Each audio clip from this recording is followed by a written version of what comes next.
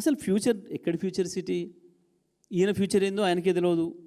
రేపు ఉంటాడా ఎల్లుండి బీక్తాడా తెలియదు. ఆడ సిటీ లేదు.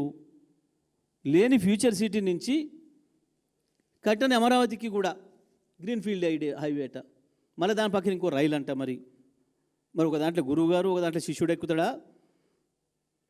మరి పోయేటప్పుడు రైల్లో పోయి వచ్చేటప్పుడు రోడ్లో వస్తారా ఇద్దరు గురు శిష్యులు హైదరాబాద్ అమరావతికి ట్రిపుల్ వేయడానికి? దేని కొరకు? ఏంది ఇదంతా కూడా?